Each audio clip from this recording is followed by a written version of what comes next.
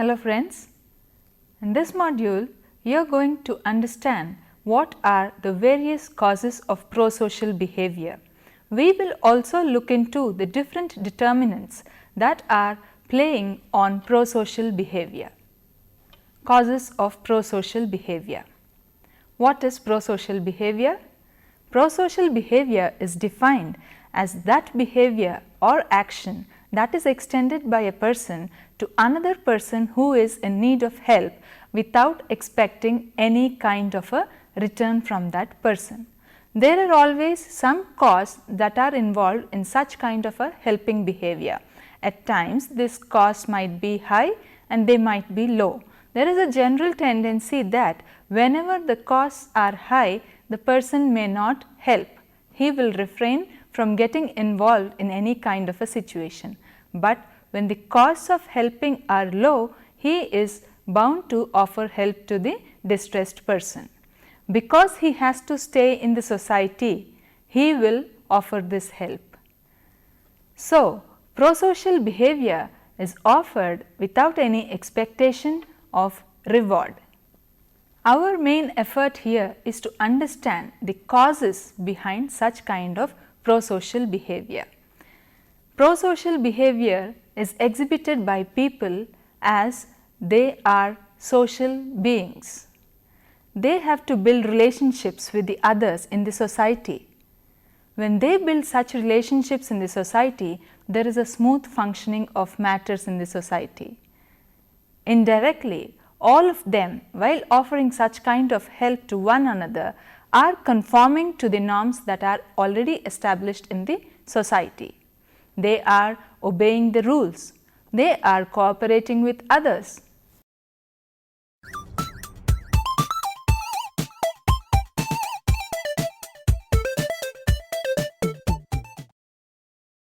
What is another main reason that causes prosocial behavior in people? It is self-interest. Self-interest is nothing but egoism. This occurs when there is a need to feed one's own image. Egoism facilitates prosocial behavior when there are reputational incentives involved. Let us take an example. A person donates a huge sum of money to a club or to a large symphony. What is he getting out of this? By doing so, there is a mutual benefit for the club as well as to the person. When he is offering such a huge amount, he would have spoken to the authorities there. Okay, fine, you name the hall after me. What is he getting out of it? He is giving them money, those people are getting helped, and then this man gets the hall named after him. So, there are two factors here. One is that he is offering help. Second is that the hall is being named after him. This is a very gratifying factor for his ego. As you can see, there is mutual benefit between both the parties. So, self-interest plays a pivotal role in egoism or leading the person to behave in a prosocial manner. This act of the person also improves his social status. If the amount that he has contributed is huge, then you can take it for granted that this news is going to figure in almost all the major newspapers. So, he is elevated in the eyes of the public at large. Another reason why people behave prosocially is because of reciprocity.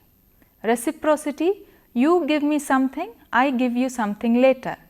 So, in this, people exhibit prosocial behavior with the basic premise that if I help you today, tomorrow there is every chance that you will help me.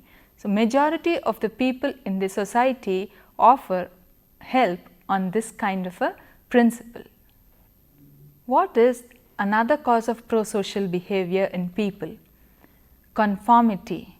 What do you mean by conformity?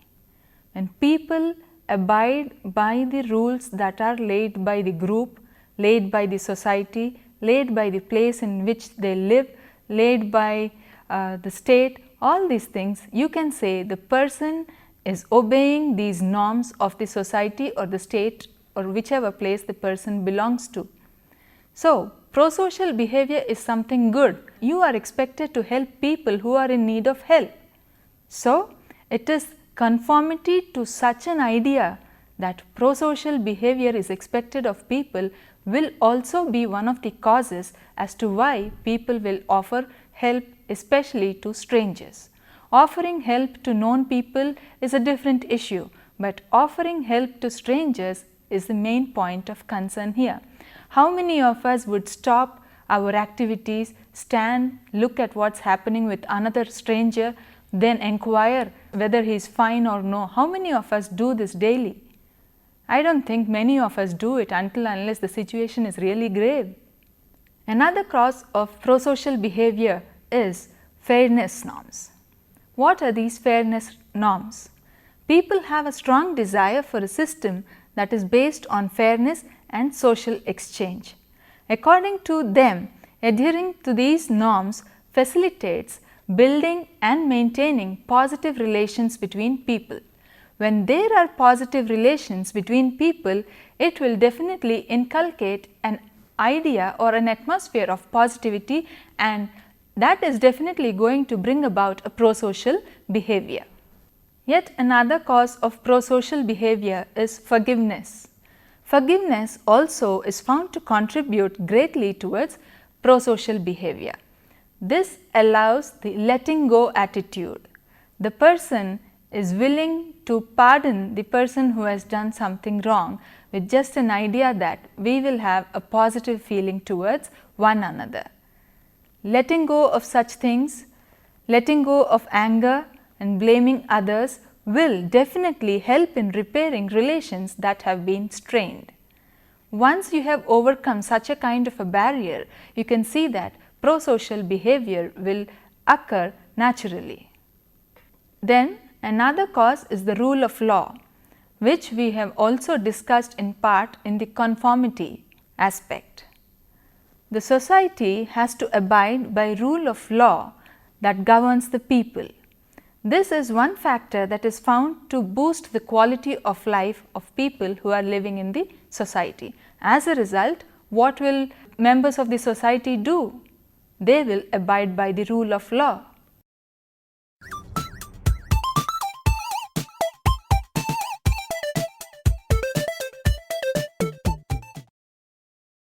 We have just now tried to understand what the causes of prosocial behavior were. Now, we will focus on understanding the various determinants of prosocial behavior. Why do people behave prosocially in different kinds of situations? Why do they not behave prosocially in some kind of situations?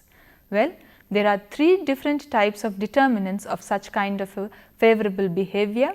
We have the personal determinants, we have the situational determinants, and then we have the interpersonal determinants of prosocial behavior. We have understood that prosocial behavior is that kind of a behavior that is extended by people without having any kind of an expectation or of reward in return. Now, where can you find this kind of a behavior? Is it difficult to find? I don't think so. The moment you get on to Google, the moment you see Wikipedia, that is all prosocial behavior, because there are so many people collaborating into making Wikipedia the best place to find information. Barn raising is another such example of prosocial behavior. Then Bill Gates and Melinda Gates Foundation is another great example of philanthropic prosocial behavior. Coming down to learning more about the personal determinants of prosocial behavior, we will see that each one of us is different in our own aspects. Our characteristics are the ones that influence the way we behave. We may be friends. I may be going along with my friend on a sunny day morning, and then I might not offer help, but my friend might offer help. Why do you think such kind of a difference occurs in behavior? Because each one of us is predisposed in a different manner with the characteristics to offer help. There are various factors like personality, mood, background and competence that play when a person is trying to take a decision as to whether he will offer help or not. There are social standards, there are individual standards that are prevailing at the time when the person has to offer help. We also have the social responsibility norms that will drive us to act in such a direction that it is favorable and the person will offer help. And when the person offers help, he is bound to get a lot of reinforcement in terms that people will really appreciate the work he has done. How do you think mood is going to affect your prosocial behavior? Just think of a situation. You had a good scolding from your mom, you are in a grumpy mood, you have come out, you have seen a person in distress. Do you think what will be your reaction? Will you go and help the person? Will you have the time to think about his distress? You yourself are in a foul mood. Yes, so we can say that mood definitely has an effect on the way whether you behave or whether you react in a positive manner and offer help, or react in a negative manner and just don't get involved in the situation at all. A pleasant mood definitely facilitates interpretation of the situation in a sympathetic manner.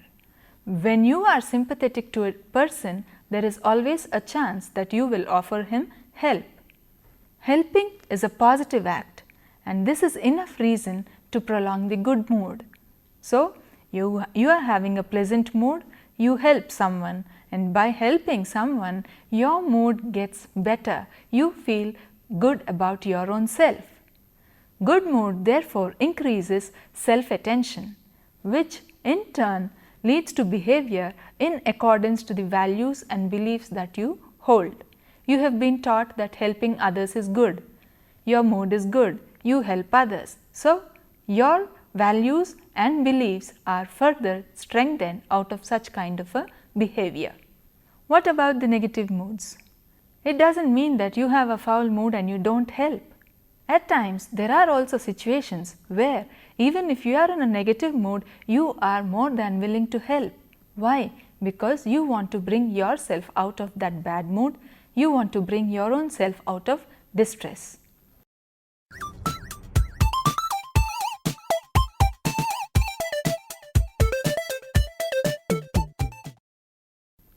Competence is found to be another determinant of prosocial behavior.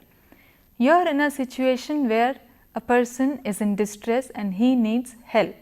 If you think you possess the skills and are capable of giving him the required help, then there is definitely bound to be prosocial behavior. So, all those people who are high in the relevant skills are definitely going to provide help to the victims than those people who are doubtful about their own competency levels. Familiarity with the situation also brings about prosocial behavior. When there is ambiguity, when you do not know what has to be done, definitely you will not take a step forward to help the person in distress. When there is no ambiguity and when you are clear as to what has happened to the person and what is expected of you, you definitely are going to act in a manner that will be helpful to the person who is in distress. Attribution is also considered to be another important personal determinant of prosocial behavior. The potential helper will decide, that is, you will decide why you should offer help to the other person. You will see the situation of the person. Why is he like that? If he is a person who has fallen on the road because of consuming excess alcohol, will you stop by and help him? No, you will say that is his fate. Let him go the way he wants to. You will not stop there. So, if the condition of the person is due to something internal, then the likeliness that help will be extended is limited. But if you understand that the result of the person is because of some external factors, it is because of an accident, it is because of someone has mugged him up and he has fallen like that, definitely you will help, and if possible call the others also to offer help. Another major determinant that we will try to understand here is cultural factors. Does culture play an important role in determining the kind of prosocial behavior that will be exhibited by people? People are more likely to help those members who are there in their in-group rather than help people who are members of the out-group. You are bound to help those people who belong to your culture, who follow your tradition, than help those people who do not follow your culture and tradition. This is the kind of behavior that has been observed in general also. The same holds good for collectivist cultures too. People are more likely to offer help to people who belong to their culture and do not help those people who hail from other cultures. Let us try to understand what role does gender differences play in prosocial behavior. How do men behave towards strangers when offering help? How do women behave when offering help to strangers? Do women offer help to strangers at all? Let us take a look. Research has shown that men were more likely to behave prosocially in chivalrous and heroic ways. Women were more likely to behave prosocially in nurturant ways. Men are more likely to help in dangerous situations, and women are more likely to help in those situations where there is no threat at all, and they are more willing to offer help to their neighbors or an elderly relative, rather than taking risk by offering help in dangerous situations. Men were more likely to help women than women helping men. Women were found to receive more help from men, and they were also the ones who sought more help than men. Batson identified 4 aspects that cause prosocial behavior in people. First one is egoism. Here the person helps and benefits out of helping. He gets something and he is also helping the other person. His self is satisfied in the process. Second one is altruism. Here the person offers help to the person in need without expecting any kind of a return. Third one is collectivism, where helping benefits only those people who are there within the group. Then we have the principlism, where people help because there is a moral imperative that is involved behind helping. Social norms and social pressures have been found to be the major causative factors of prosocial behavior. Honor is also found to be strongly associated with prosocial behavior, but at the same time shame is associated with selfish behavior. So, people who are generally looking out to elevate themselves in the society or want to have some more self-worth will definitely engage in prosocial behavior than in antisocial behavior. Introspection also is considered to be one of the main factors that will bring about prosocial behavior in individuals. Internal thinking, introspecting of what he has done in a particular situation, assessing whether it is good or bad, it is positive or negative, will make a person realize whether his action was right or wrong. This analysis of his own self will probably direct him in a direction that is more favorable or preferred by people in the society.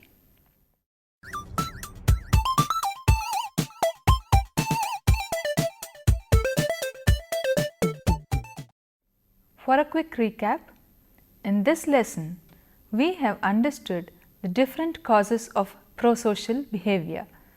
We understood that people wanted to maintain some kind of an equilibrium to ensure that there was smooth running in the society, smooth running between themselves. So, whether it was a stranger or a known person, they did not hesitate to offer any kind of help.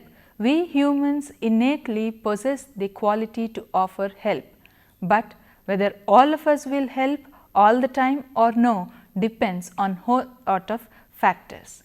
That is why we have shifted our attention to learn more about the determinants of prosocial behavior. There are so many determining factors that will bring about prosocial behavior in human beings. They can be personal prosocial determinant factors, they can be situational prosocial determinant factors and interpersonal prosocial determinant factors. We focused on learning more about the personal prosocial determinants in this chapter. We understood that there were different individual characteristics that were responsible while we offered help to people in distress, and out of them mood was one of the major players that either acted in such a way that you went, sympathized with the person and offered him help, or you just backed out of the situation. Then we had the competence levels. Higher the skills a person possessed, more was the likeliness that he would go and offer help in a particular situation. If the person felt incompetent, he did not get himself involved in the helping process at all. Then there was the attribution factor we looked into. You will first analyze why the person is in a state of distress. If it is because of his internal mechanism of something, because he has done wrong with himself, then you are never moved to offering help.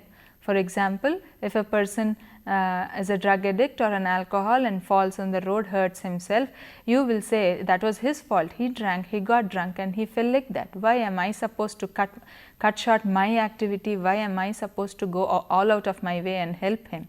So, it is conformity and then attribution that will act on your mind and help you decide whether you will offer help or not. We have also seen the role culture plays. We have also seen the role gender plays on influencing prosocial behavior. And what did we conclude finally? We said that men were more helpful. Men were helpful in their own heroic ways, in their own chivalrous ways. Women were helpful in their nurturant ways. It is not that women do not help at all, but women do offer help, but in a more safe and secure manner, because they are not the adventurous kind like the men.